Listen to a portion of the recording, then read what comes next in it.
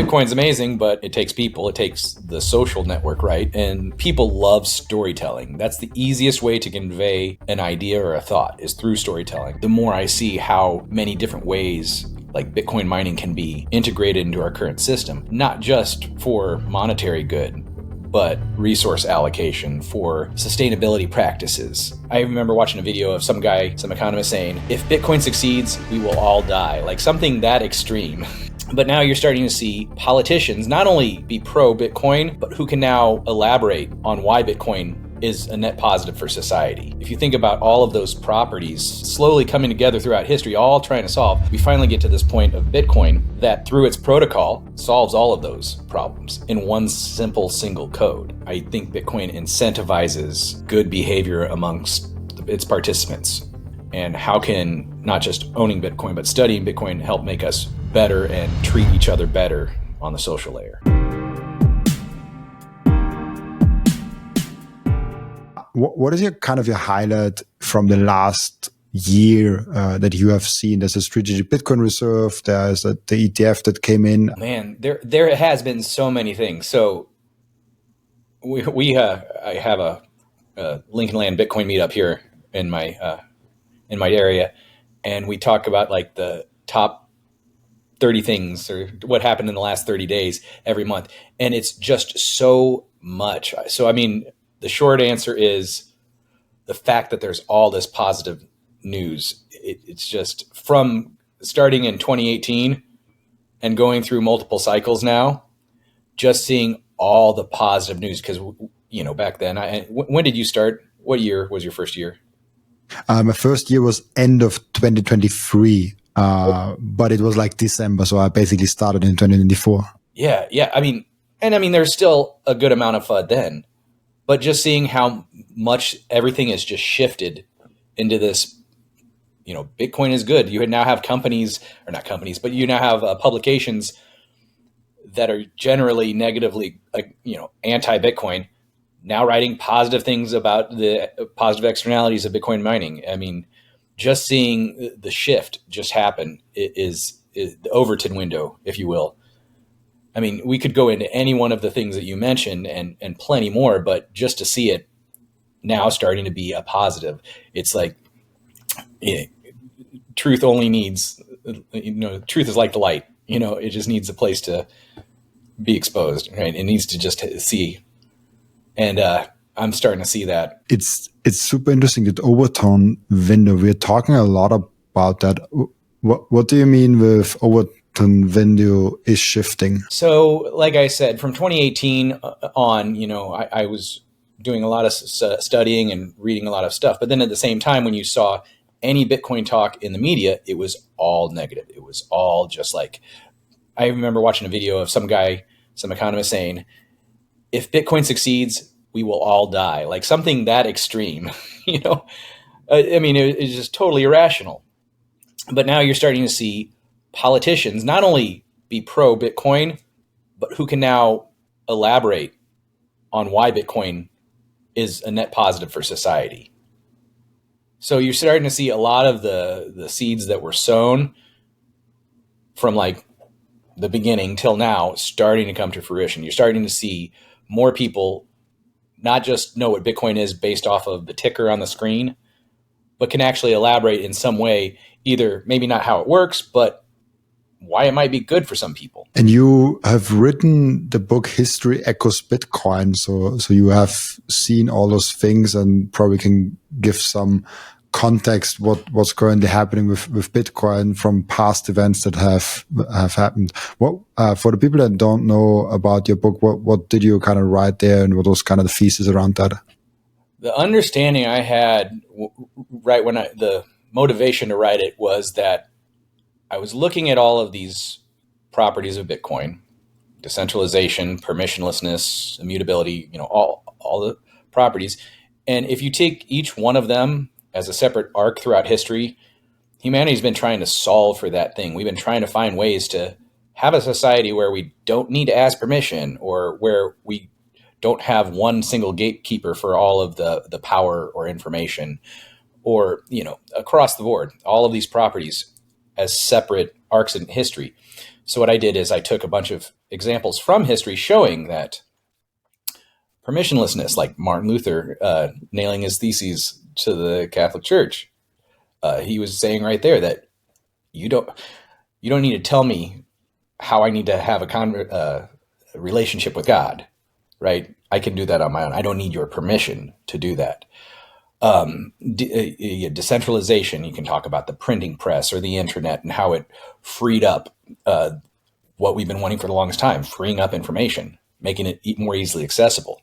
If you think about all of those properties separately slowly coming together throughout history, all trying to solve, we finally get to this point of Bitcoin that through its protocol solves all of those problems in one simple single code. That's the short of it. That's super interesting. What do you think is the best invention we could compare Bitcoin towards? Like you mentioned the printing press, there's the internet, there's electricity. I think, to me, it's not so much comparing it to one. It's showing how many of them work together. It's like I'm kind of like in the formalization stage of writing a second book, and it's going to be on energy, more generally, how energy storage has increased throughout time, how energy transmission has improved throughout time, and how just our ability to understand and respect energy has continued to evolve. And if you want to say like what kind of invention, it's like almost many inventions together. Just like Satoshi, when he put together Bitcoin, the only things he actually really added, like that were his own, I believe, is the 21 million hard cap and the difficulty adjustment. Literally everything else, all the other aspects of cryptography and blockchain technology, or whatever you want to call it, all of those, the 50 years of research leading up to that, he picked and chose different inventions and put them together. So to me, you could say the printing press, you could say the internet. I mean, you can even talk about like gold mining. You can put all of these different inventions in there because they all in some way or another helped better transmit or store energy or just find ways to better respect it. That's very true. And I'm specifically obsessed currently with the printing press.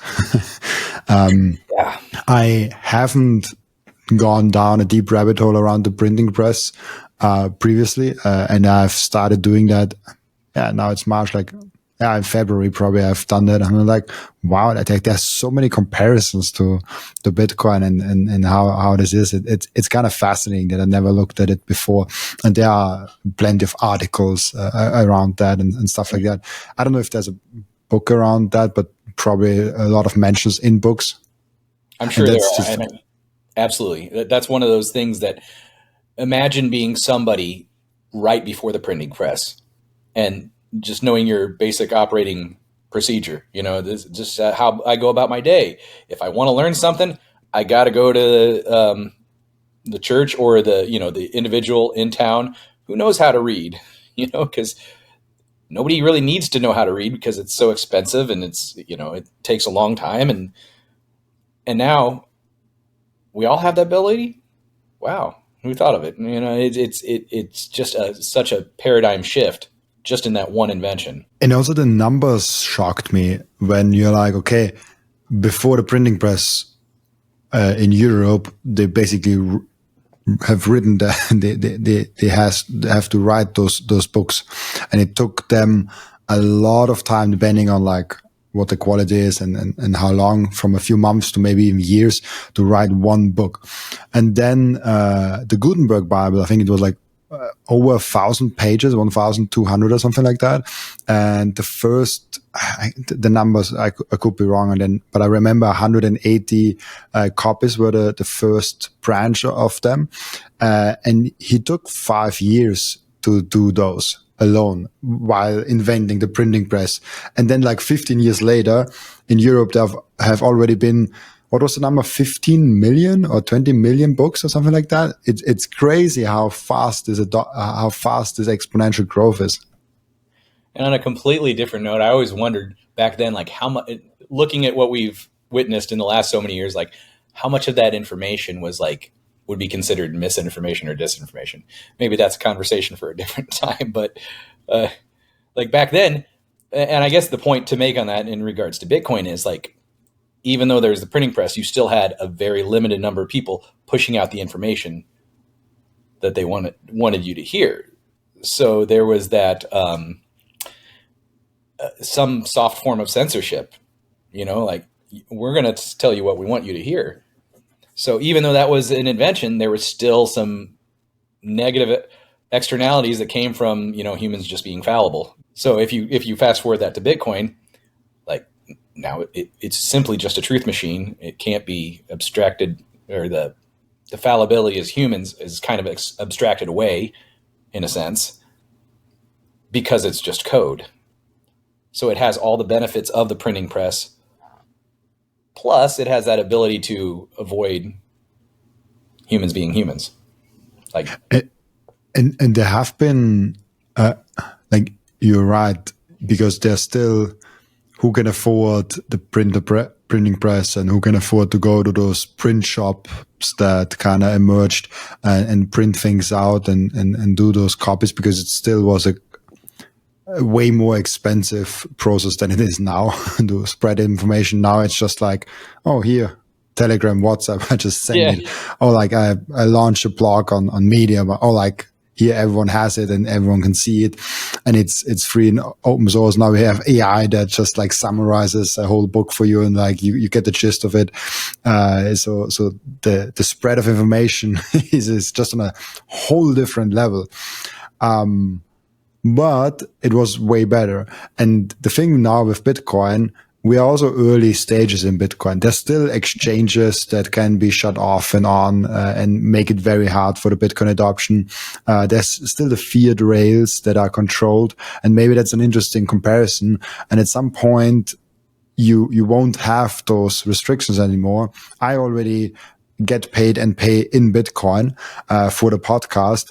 And so a bigger and bigger income stream and expenses stream, basically a money stream, is completely not touching fiat anymore, which is an amazing thing to do, because then you really notice how strong that independence thing of Bitcoin is. There's no KYC process when I have my metal plate wallet. Right. 100%. Yeah. I'm moving there as much as I can because I'm in my late 40s, and I came up and have been completely entrenched in that fiat world. And like we mentioned, you don't even notice all of those extra controls, all the lack of sovereignty, until you start learning about Bitcoin, and then you start to see it, and it's kind of hard to pull away from that as you go. You also, and I really like that, you also teach for kids. Mm-hmm. And what would you say is the impact that Bitcoin has for the future generation, if Bitcoin actually is pursuing, and how different they will grow up? That's interesting. That's something that will take a long time to pan out. To see what I hope will happen is we gain a greater sense of low time preference as a society as a whole. I mean, don't know if you spend a lot of time around kids or not, but they are pretty. What's the word I'm looking for? They're quick to act. Everything's all short term. Living in the moment. And you know what? That's just part of life's journey. But they're also, and I'm generalizing here, much of society still has that, once they reach their adult years. So a lot of these kids have parents who are also living in that, high time preference mindset, and they're getting those examples. And the more we can not just get Bitcoin into our system, but like teach the fundamentals of Bitcoin, teach the ethos of Bitcoin, teach that whole idea of low time preference, I think that's going to have the biggest effect on our society moving forward. Interesting. You also said you're writing a second book around energy. What is that about? So it's not for those of you guys, for those of your listeners who've read like The Price of Tomorrow. Jeff Booth's amazing book. It was not about Bitcoin at all, but it was all about Bitcoin in a way. Like he didn't even mention it till the end, right? I kind of want to come at it from that angle. The audience is intended to be more the general public who might just be interested in the concept of energy and how the history of energy production and storage. And I'll kind of, in a similar to History Echoes Bitcoin, I plan on discussing like historical events that showed, like I mentioned earlier, how the storage of energy, how the transmission of energy has improved over time, and how each step brought us closer to, and the quote that keeps going through my mind is respecting energy. Because the more I've studied Bitcoin, the more I just see it as the ultimate respect for energy. Like I get to freelance write for like mining companies, and the more I see how many different ways like Bitcoin mining can be integrated into our current system, not just for monetary good, but resource allocation, for sustainability practices. You just see this is just like a very it's just so damn logical once you look at it with an objective lens that more people just need to see that this is going to be a positive for society moving forward. So the book is intended to try and get you from this point of like, what is energy? Why is it important? Why, how has it grown throughout time? And then, oh, by the way, here's this Bitcoin that does all that. It stores energy better. Michael Saylor's adiabatic systems kind of analogy. It transmits energy better because their monetary energy being transmitted is decentralized. It's immutable, censorship resistant, all that. And then through the mining process, how it respects energy is really the bringing it all together, the bow on the end of it. How is the Bitcoin mining and how is Bitcoin respecting the energy? Is it because like you get your financial energy in and it's not leaking out as in other systems and it's actually expanding kind of? So that would, to me, kind of fit into the storage. So Bitcoin little b, the asset, that's how it's storing the energy. The Bitcoin big B, the network, the protocol, to me is that transmission of the energy. And then the mining to me represents that, just the respect thereof. So, I mean, you could point to any example of like how you can capture flare gas and turn that into, monetize that through the mining process. How there's a town in Finland now that uses Bitcoin mining and captures the heat exhaust and pumps it through its district heating and lowers its energy bills by 20%. You can talk about how we're now turning methane off of landfills into Bitcoin. So instead of just letting it leak into the atmosphere, we're actually collecting it and we're monetizing it. And we're able to clean the environment in a financially appropriate kind of way. It's not just here's some carbon credits and they're the problem solved. It's like actual solutions. There's so many examples of that, and I can't think of a better term than respecting energy. I love that term. It's like you are respecting the energy that actually goes in, goes out, and stays there. And this is kind of the energy of Bitcoin, and you can put it there. I love the Bitcoin is energy money. In a way, Bitcoin is not only energy money, it is kind of energy, financial energy, whatever you want to like to call it?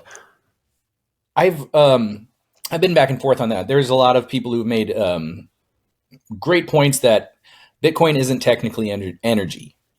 And I get that. I'm not trying to make the case that I'm storing this energy and I'm passing it to you and you can use it as energy in the terms of like electricity or whatever. So it's more of a artistic representation, it's more of an analogy. But if you think of like the laws of thermodynamics, energy is never created nor destroyed. It's just transferred. So if you think of it in that terms, what mining does, in addition to securing the network, which is the most important reason it's there, we're talking about like the second order effects. It's converting unused, wasted, stranded energy, right, into monetary energy, if you'll allow that term, which can be then stored in a lossless way and then converted in the future to whatever use you need. In a way, it's a representation. It's a keeping track of keeping a tabs of energy in the most respecting manner, because you can plug energy into Bitcoin and you can actually get Bitcoin out of that, but you can actually also pay for electricity in Bitcoin and get it out of there. So it is an interesting intersection. Yeah, I'm really looking forward to the book of how you come there and what kind of differentiation you make between energy and Bitcoin and those things. Thank you. I do too. I'm looking forward to that too. I got it. Yeah. How different is it to write the second book now? It's easier because now I don't have the what ifs in my head. Like, how do I do this? How do I do that? I have the ideas. I put them on paper and I just keep hashing them out. I will say that second time around, I've learned the lesson that I'm not going to self-publish. My strengths are in more of the writing side of it and less of the publishing side. So when it does come to fruition, it's going to be done properly. Interesting. So you're now probably partnering up with someone. Yeah, self-publishing is like you have to do the marketing and everything yourself, right? Right. That's not my strength. You gotta know your strengths and know your weaknesses. So yeah, I'm actually because for me would be easier to have a book because I can promote it on every podcast and stuff like that. So it would be actually maybe a good thing. And I discovered that writing is not my strength, but I actually want to learn it. And I think it's something that actually forms my thoughts a lot. If I'm writing and you have to dive deeper on topics that you otherwise wouldn't have dove so deep into. That's just like teaching. The deepest form of understanding something is if you can teach it back to somebody. And that's the exact same process with writing. It's just putting your thoughts on page and like, does this make sense? Does this say what I want it to? Is it as articulate as need to be? And then you keep adding. And then at some point you have to take away to aid in the comprehension. You put all the thoughts down, all them down, and organize them, and then realize, wow, I'm oversaying this. How can I bring it back to an understandable level? What did you learn and I think we talked a little bit about that in the first podcast also, if I'm not mistaken, but what did you learn in the writing process on Bitcoin, about Bitcoin? Well, still learning because you're writing not a second one. And that's really it, is like, you got to be humble and realize that there's so much you don't, the more you learn, the more you realize you don't know. So I come at it not with like some self-perceived, expert hat, because that's not it. It's more of just the curiosity of a child. Like, oh, this is cool. What about this idea? Are these things connected, and how are they connected?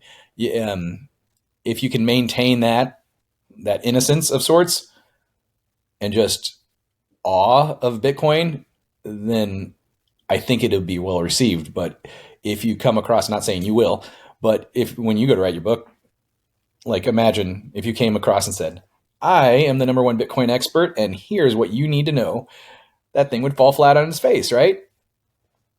Even if it's 100% accurate, So, I mean, I think that just a little bit of humility, Bitcoin teaches you a little bit more of that, Yeah, I mean, I anyways actually have planned it for more of like, okay, I've done now over 450 episodes, so when the book comes out, maybe even like 1,000. And from those, what have I learned? Like, what did I take out from all those amazing people? I love that because that's the journey, and that's what we're all on, right? I mean, Bitcoin's amazing, but it takes people, it takes the social network, right? And people love storytelling. That's the easiest way to convey an idea or a thought is through storytelling. And I guess that's kind of why I used like those historical examples, because then I don't have to be all technical, and the audience doesn't have to try and feel like they're learning something new. Like I have to cram for a test, so to speak. But if you can tell it in a story, tell your journey, tell what I've learned along the way, and be kind of intimate with it, just allow yourself to be vulnerable through that whole process. I think that's really what helps convey that message, that journey. One thing I'm really also interested in is the social revolution. We talked about Jeff Booth, and I just had, I think like a week ago or so, a podcast with him here on here, the second round also with him. Yeah. And we talked about that concept of we are Bitcoin and how important the social revolution of Bitcoin is. Do you have, from your history knowledge, some context to how important the social aspect and the social revolution behind Bitcoin is, and how you kind of look at that? That's funny because I don't consider myself a historian per se. It's more of a shade tree kind of historian, um, it, more of a pattern recognitionist, if you will. Pattern That's what they call a conspiracy. The nice way of calling somebody a conspiracy theorist is a pattern recognitionist. And I'm not a conspiracy theorist. I'll leave that to my dad. But little shout out there.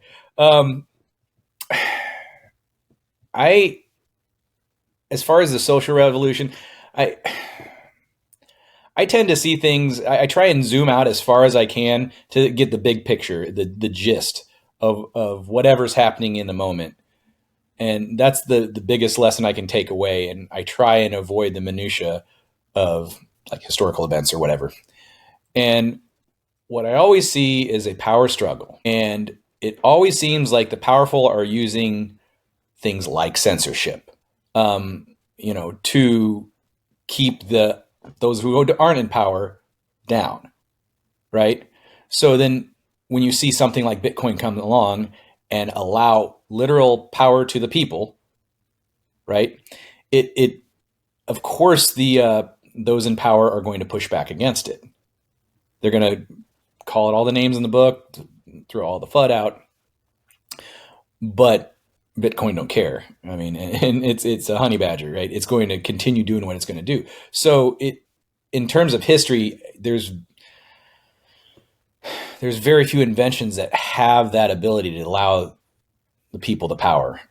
And that's kind of why I'm not answering your question now, but that's kind of why I've really taken a hold to it, and fascination for it. Let's take a break for a moment and appreciate the beauty that Coin Vigilante has made with the Bitcoin watches. Those watches are the most amazing, the most elegant way of showing that you are a true Bitcoiner. And Coin Vigilante just dropped a completely new and amazing Genesis edition of their watch collections. You have the date of the first ever mined Bitcoin block in there, and of course also the block height and which epoch we are currently in. I love the level of detail they put in this masterpiece. Make sure to check out those amazing Coin Vigilante timepieces down in the descriptions. I love those watches so much. And now if you have Bitcoin, I really do hope that you don't have it on exchange. But if you do have it on exchange, I have two ways for you to deal with that. The first way is you put it on a hardware wallet. That's the entry ready for you to get into the self-custody game. I recommend BitBox, Bitcoin only edition for that. It's a super simple and secure way. And if you check out the link in the description, you even get 5% off if you use the code Robin. And the second way is the Bitcoin way. The Bitcoin way is your all-in partner in terms of how to get the most out of your sovereignty. They will personalize for you a self-custody setup that is perfect for your individual situation. They will show you how you can secure your own devices. Securing your Bitcoin is not enough. You also have to keep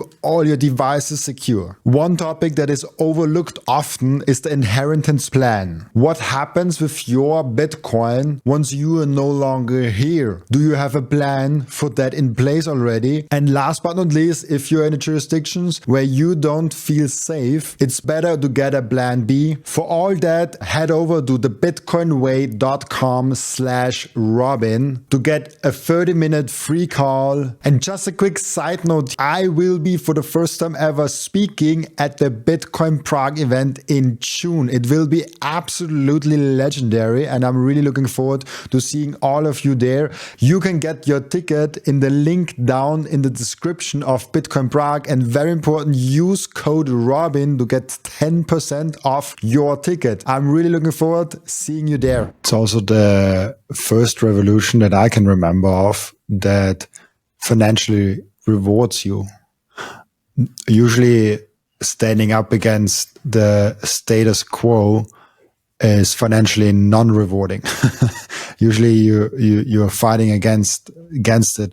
And Bitcoin is, from my knowledge, the first revolution where you fight against the status quo and you are financially rewarded for doing so. Not only because you're doing something for it, but you're actually operating on a new standard, which expands your financial energy, which is a fascinating marketing for that thing. That's why we don't need marketing team. We don't have a CEO. We don't need that because Bitcoin is so good that people love it. They get rewarded for it. And that's why they are being the marketing team. We have so many different marketing teams in Bitcoin. And on top of that, you're financially rewarded because you can't, that financial gain or whatever, it can't be taken. It can't be confiscated. Like, we don't only have to go back just a few years to the Canadian truckers protest to see, oh, you disagree with the power structures? Guess what? We'll close your bank accounts. It's like, so it's not only the financial rewarding on the upside, it's the lack of it being able to be taken away, I think adds to that as well. That makes it that, what is the phrase, the Taleb phrase, anti-fragile, the anti-fragility of it. So yeah, I agree. It is, in terms of revolutions, it's one is the phrase, idea whose time has come. It doesn't seem like it's able to be stopped. And one of my favorite phrases of all time is, good ideas don't require force. I don't have to force anybody. It's permissionless, it's voluntary. You don't have to force anybody to do anything. And it's growing on its own without like subsidies or, like laws saying that it is the only coin or whatever. Ideas don't require force. They have it. They have the force. It has force. It has force, right? It is the force. That could be a cool quote. Good ideas don't require force. It is the force. And then maybe the force be with you. Something, add that in there. Yeah, exactly. We can spend some time there and put out a nice tweet. It's a fascinating topic of the revolution of Bitcoin and what it does with our world. How's actually Bitcoin influenced you personally and your world? I have grown leaps and bounds in the last decade or so, or better part of a decade. Part of it's just getting past middle age, maturing, like life experiences. But the more I learn, and specifically about Bitcoin, the more I take that on. Like, I mentioned earlier the low time preference. My time preference has shifted dramatically in the last 7-ish years, I guess. Um, I'm much more discerning. Like, when I started out in 2018, I had, pardon my language, I had my shitcoining days, and they were valuable lessons, and I learned them just like everybody else, or the people who learned them. There's still people who haven't learned that lesson yet, but I was spending so much of my time trying to understand this, flip that into this, and then, what is this, and how do I make that work with this? And it was just a waste of time. I wasted a good year and a half, 2 years of my life up until about 2020, just trying to make a dollar, make more depreciating fiat, so to speak. And now it's just like, oh, all I got to do is save in Bitcoin and then focus on my craft. So instead of like continuing to run the rat race, I'm now spending more time able to write. I've been a musician my whole life, and I've been a guitarist. You know what? I've always wanted to be better at piano. Now I'm taking time to do piano. I'm getting to coach my kids baseball and softball. I'm getting to do all of those things that actually improve my life, as opposed to just trying to chase more dollars. So in that low time preference mindset, I also have that ability. I found Bitcoin has given me that freedom to increase the quality, not just the quantity of money, but like the quality of life. It's the mental clarity that comes from Bitcoin, that you can really focus on your craft and don't have to, because I think a lot of people that aren't fully on Bitcoin, they have this fear of missing out of the next big thing. They're like, oh, this stock, oh, Palantir stock, oh, Nvidia stock, oh, Tesla stock, oh, what are they doing? Oh, it crashed down 20%. Maybe I can catch the up lag, and maybe I should trade out of my Facebook stock and into my Google stock. Maybe I have to go in Uber now. What the heck? That's exhausting. I had a friend who is in Bitcoin. He's also into other things, but he just said, man, if it comes back down to 17,000, I'm like, what in the hell are you thinking, man? It's like, it's not going to do that. And it's going, I mean, if you look at a chart of like, you ever been to the website Priced in Bitcoin 21? Yeah. Prague, he's got the idea. He takes all of the charts, whether it's financial, real estate, commodities, equities, whatever, and you chart them versus Bitcoin. And I remember listening to like Preston Pish a few years ago. He made that point. It's like you take the S&P versus the dollar, and for the most part, up and to the right. You take any stock versus the dollar, up and to the right.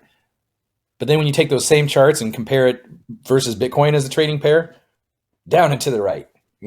And what does that say? It has nothing to do with the quality of the stock. It has nothing to do with the quality of the real estate. It has everything to do with the money supply. So it's like, why are we chasing more dollars? The Jack Mahler's, why work for something that somebody can print for free? I'm paraphrasing, but it's that kind of idea. And it brought so much clarity when I just was like, I want to get to a little bit more Satoshis each month. Like if I look at my balance in Satoshis, I want to have more Satoshis the next month than previous month, because I'm young and I'm in the stacking mode. Maybe if you're, 65 and you're like, okay, getting retirement, maybe you can actually have less Satoshis every month. You can retire on Bitcoin and stuff like that. But for the most part, if you're in the accumulation phase of your life, just having a little bit more Satoshis each month is amazing. And I made that mistake previously, and I'm not doing it now. I don't look anymore at the total net worth of myself in dollars or euros. I look at it in Satoshis. How many Satoshis do I have? And this brings the whole thing of like, oh, my net worth goes down, because we have this weird thing. And I have really seen that people have Bitcoin and it goes down 20% or goes up 20%. Mm-hmm. If it goes up 20%, people are like, hey, I'm feeling so good. And they feel almost 20% smarter. Yeah. If it goes down, they feel then 20% dumber. And that's Yeah. not the case. Like, no matter what Bitcoin does, you are the same person. And what Bitcoin is one Bitcoin still. So we detaching yourself from the emotional roller coaster that comes from the fiat world is really nice. And just stacking sats and staying humble is amazing. You're based in objective reality as opposed to subjective bullshit. And you mentioned, mental clarity. All of what you just said to me goes back to respecting energy. It's like after your studies for the past few years, you can see that this thing respects my energy more than that thing. So why base my reality off of fiat when I can base my reality off the sats? It's like being on a strong foundation as opposed to quicksand. I have very sad news. I think I don't know. I don't know how this happened, but I cannot go anymore to price in Bitcoin. Oh no! And it was last time when I looked it up, it was still available, but all the data sheets were not there. And it was just there like a week or so ago. Yeah, and now I see also that he's saying things that it's no longer there. So I don't know if it's just right now, if he's just doing it. But it seems like there has been some troubles, because the last time I also couldn't open it. So yeah, but hopefully it's just on my side. Maybe there's a mistake on my side. I don't know. Well, or this podcast will motivate him to I get will it going. send it to him, because priced in Bitcoin, I have shown that website probably 10 times or 15 times already. Agreed. And just the concept, just the concept in itself is right on. And I mean, that's the way once you have studied it enough, you look at it that way, and you're absolutely right. Like, I still have, I talk to my father almost daily, and he's actually one of the guys. He's the guy that got me into Bitcoin in the first place, even though he got me into all the other stuff too. I've since weeded all that out, and he's still kind of got a little altcoin craziness that I can't fix. I just chalk it up to old age. But when I talk to him, if a price dips down like 5%, he'll be like, "How are you feeling?" I'm like, "I feel fine." The hell, And I think he's just trying to check me to see, from a trader mentality that he has, if I'm okay. But it's like, nope, I'm okay. Now I can get more sats. I've seen that with my family and friends, even, of like, it's so fun. After Bitcoin hit 100K, like it was like 105K, I went to brunch with friends. It was said way before that it was not like I made a brunch with friends because it hit 100K. It was just a completely separate thing. It was not even organized by me. And it was very funny because everyone knew I'm the Bitcoin guy, and everyone heard about that 100K. And I usually am a very friendly guy. I have a smile on my face. But when I entered with my girlfriend, and she just told me a joke in that very moment where we entered. And I had, because of that, a very big smile on my face. And everyone was like, "Oh, the Bitcoiner, he has a smile on his face. He's very happy right now." And it is true. It has some, you cannot blend all emotions out. Like you will have some emotions. If Bitcoin goes to $1 million next Friday, we both will be at least a little bit more happy. I'll send you a rocket emoji for sure. I'll send you a rocket emoji. Or a when moon kind of something or other, right? Okay, we hit a million. When 10 million? Yeah, right. Those are rookie numbers. We have to just don't dance. Yeah, all the memes. Dance. Yeah, but there's always emotions in there. But I think the more we can get out of those emotions, the better, especially with the short-term volatility. If you are in since $10,000 and you held through to like $500,000, You should be proud of yourself. You Yeah. held through and you should be happy about that fact. Oh, yeah. But just because Bitcoin is crashing down 20% in like 3-4 weeks, that's short-term BS and noise, and just blend it out. It's like being a captain of a ship on a raging ocean. It's like, are you going to change your course just because one big wave came up over here? I'm not a sailor, so it's maybe not the best analogy, but you get the idea. It's like the waves are going to be there.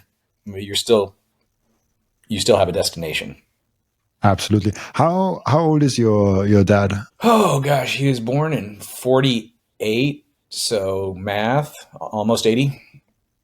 And he's trading meme coins? He's backed off of that, man. He has his Bitcoin. He's not going to sell it. He's a retired farmer, so he understands hard assets, farmland, gold. He's very much in that. It was more of like being a farmer, you knew how to trade options, so you were more likely to go out on the risk curve, so to speak. I'm not. I've been to Vegas, and it's not really my kind of thing, but I think that's maybe more his kind of thing. Just a little bit more risky, but teach their own. Will you be in Vegas this year? If you topic it? Speaking of, yeah, I will be. Are you?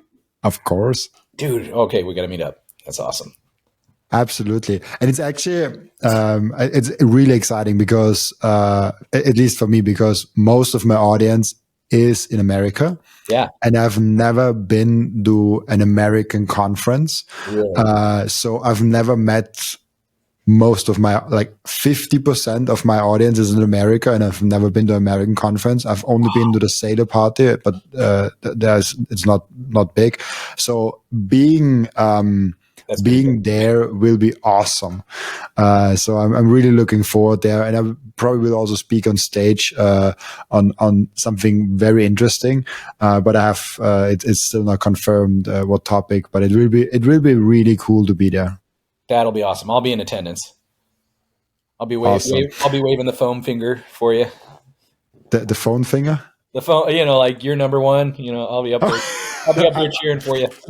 I'll print you a thing like Robin's biggest fan. There it is. No, that will, like, Vegas will be extremely cool. By the way, because I really want to meet a lot of the people that are just in America, and I get a lot of messages. I get like this and that, and I love that. But meeting people in real life, in person, is just a different beast for me. It's so cool. It really is. You can get a lot conveyed through podcasts like this and virtual, but in person is so much different. I just went to a meetup in Chicago, which is about 3 hours north of me, right? And I met so many interesting people and had so deep of conversations just in that. Because like where I'm at, it's the middle of a cornfield. We maybe get 10 people at our meetup, but there was at least 40 or 50 people up there, and you're absolutely right. In person is just so much, but totally different vibe, so different energy. And Vegas, I just can't imagine how crazy it's going to be. It will be awesome, and the meetups are great. We have actually the day one. I can't make it, but we have really great meetups in Austria, in Vienna also, where like 20, 30, 40 people are there, sometimes 50 people. I heard about Austin having like meetups with 100, 120 people on a regular basis. That's almost like a small conference. I have been invited to conferences that are smaller than meetups there. So that's awesome to see. And in person is just amazing. And I think the Las Vegas one will be just an interesting point where so many Bitcoiners come together and celebrate a great time. And maybe also the Bitcoin price is playing with us and makes the whole thing even bigger. Because what I've seen with conferences, if the Bitcoin price goes up, there are just more people there and it makes more fun. Yeah, my first conference, and being a teacher, I can only make summer conferences. It's just really hard to travel during the school year. My first conference was Miami 2 years ago, and the price was down. And it was my first conference. I'm like bright-eyed and bushy-tailed, and I'm like loving it. And the people that have been there a long time, they're like, yeah, it's kind of lame. It's kind of small, not a lot of people here. And then I went to Nashville last year, and it was kind of a different story. I mean, Nashville was, I think, a different beast also because of Trump, right? Yeah, that was strange.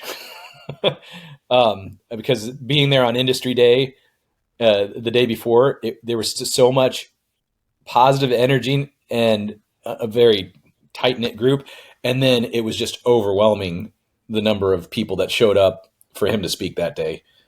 It was unreal. Like, absolutely. If you have in summertime in June, come to Prague. Also, it's the best one in Europe. I would love to. I would absolutely love to.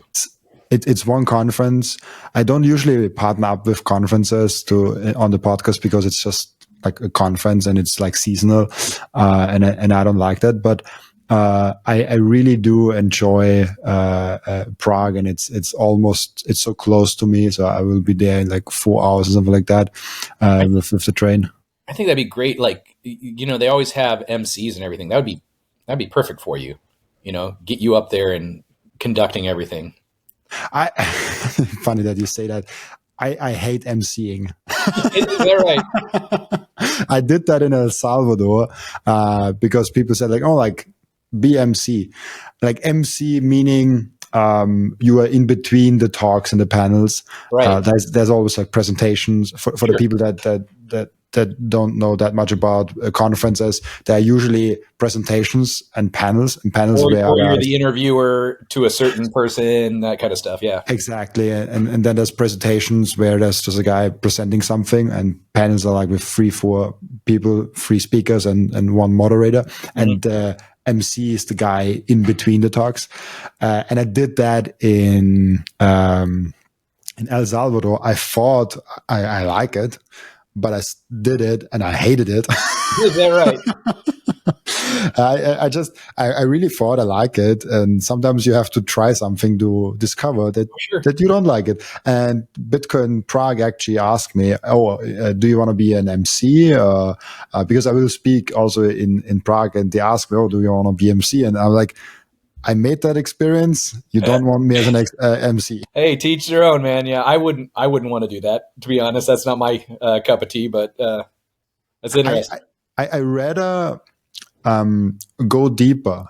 Like an MC goes out there and pushes and theme. Like, don't get me wrong, I can do it. I did it in El Salvador. It's nice because I can just talk. Mm-hmm. I don't need an agenda to talk. You just put me on a stage and I talk. Sure. But I rather have like in 1 hour, 2 hour long in-depth conversation, which doesn't happen on conferences. But the closest thing is a panel. I also don't like having a presentation. I will do 1-2 presentations actually this year on smaller conferences. But mostly I like to do panels. And in Prague, I don't want to spoil it, and it's also not confirmed. But I will do a panel with one guy. I will be interviewing him, and he will be on. And it's one of my favorite guests that I ever had on my podcast. And it will be really huge, and will be probably on the main stage. And that's why I'm really looking forward to Prague also. You can't share who that is, though? I don't want to share it till it's confirmed. Sure. There's nothing that I'm like, okay, because I don't want to say it and then it's not happening. Well, I'm similar in that, like, being a teacher, I don't like the presentation format. Being a musician, like, I riff better when I'm playing off of somebody else, kind of like this conversation. We're taking turns and we're adding back and forth. And to me, that's where it's at. That's where because if I got asked to do one, I would not. I've done presentations before and they're kind of nerve-wracking. But when it gets to the question and answer aspect of it, it's just like, oh, this is fun. We're just having a conversation here. So I see your point. Absolutely, and panels are fun on stage with like 2-3 people. It's really nice. I did that multiple times last year. Really cool. I just make a small plug for people. If you go to the conference, it's really cool to go there and find new people. And I've seen so many people having questions around that. Feel free to shoot me a DM. I had so much fear around going to my first Bitcoin conference because I didn't knew anyone. And it was such a, like, I had a huge heart rate when I went into the first Bitcoin Prague conference like 3 years ago and I didn't knew anyone. I was like, I don't know what I'm doing here. So it does help if you just connect with someone and feel free to reach out to me. Also, I have discount codes for all the things and stuff like that with Robin. But the important thing is, if you need anything, like, reach out to me. This is something I really want to help people connecting in Bitcoin. That's what I basically do with the podcast and putting so many people on the podcast and trying to introduce new people and old people to the Bitcoin audience. I love that. Be cool. I have one new question that I asked each and every one of my guests, and the question is, what can we learn from you besides Bitcoin? Oof. Well, if you need to learn the general music, I can teach you that. If you need to know music theory, no. Aside from that, that's a good question. One aspect of Bitcoin and we've touched on it, that continues to fascinate me is how it can improve the social layer. One of the reasons I got into education in the first place, besides the idea that, instead of just talking shit about our lack of education, go do something about it, the man in the arena thought. But a lot of my motivation was because I was noticing that, at least my part of the world, there was a huge lack of respect, lack of motivation, lack of desire to continue to improve. So through my Bitcoin journey, I'm seeing that maybe Bitcoin doesn't fix this, outright, but I think Bitcoin incentivizes good behavior amongst its participants. And something that I've really tried to just understand myself is, what is that connection, and how can not just owning Bitcoin, but studying Bitcoin help make us better and treat each other better on the social layer. That's so. The social layer is so underrated. I think that there are some books even around the social layer, I think, but I think it's a topic that's still misunderstood. It's not highly valued. That's not the good word that I'm finding now, but unrepresented. Well represented. So like that, there needs to be a higher focus on that, and people like Jeff Booth make a big push for that. But it's we need even a bigger one for that. Yeah, really cool. We have the end routine, as you know, where the previous guest is asking a question for the next guest without knowing who the next guest actually is, and the previous guest asked you the question: which nation state is most likely to print their own currency to buy Bitcoin? Oh man. Oh gosh. I would think it would have to be, without like being specific, I would think it would make sense for a third world nation. I don't think it's going to be one of the large world powers, because that would create too much disorder, economic disorder. I think a smaller country is just like, hey, here's our shot. Who is that going to be? No clue. I'm not a geopolitical expert by any stretch, but I'm going to go with a small, under the radar country. Maybe somebody who already like does some Bitcoin mining, so has a little bit of skin in the game and just wants to try and bump up that ranking. Yeah, it's also my biggest guess, but also America is close by. I don't know. They have to, because till now they just basically said, okay, the Bitcoin we are holding it, and now we are calling it the strategic Bitcoin reserve. But they also have to buy, I think. But so my understanding is, without getting too political, Trump seems to like a strong dollar, and that to me would go against that. Just printing money straight outright. They've been talking about doing budget neutral things like selling off some gold to buy Bitcoin, and that's not really printing dollars. So I don't particularly want us to print money to buy Bitcoin.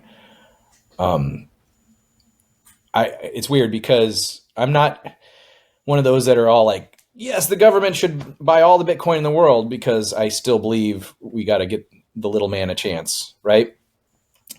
But I'm also not of the opinion that government should have no dealings in Bitcoin, because first of all, Bitcoin doesn't care. It's going to do what it's going to do. If you believe that Bitcoin is for everyone, and you also believe that Bitcoin is anti-fragile, then a government holding it can't really change it per se. They can't change the protocol, right? So any positive externalities that come from Bitcoin should go through the government that chooses to adopt it. So I'm not like all bowled up on governments owning all the Bitcoin. I'm also not anti, like they shouldn't even touch it. I'm kind of in the middle, just seeing, hey, Bitcoin's good. And if it's good for everybody and nobody can break it, then it should be good for governments also. So I kind of come down in the middle there. Governments is basically also just a group of people, right? Really. Yeah. Really cool. Thank you so much, Tim, for being on my podcast. This was really awesome to speak to you again and get some updates on your thoughts and your experiences. Before I let you go, where can people find you, ask you questions, and reach out to you? I'm on Twitter mainly, Tim_Niemeyer_, and have a link tree in there with all my different things I'm doing. So check it out. Thank you so much. Cool. I love these talks. I really cool. Thank you so much for being on, and also thank you so much for everyone that is watching and listening for joining us today. As always, I'll be back tomorrow with another episode. Bye-bye.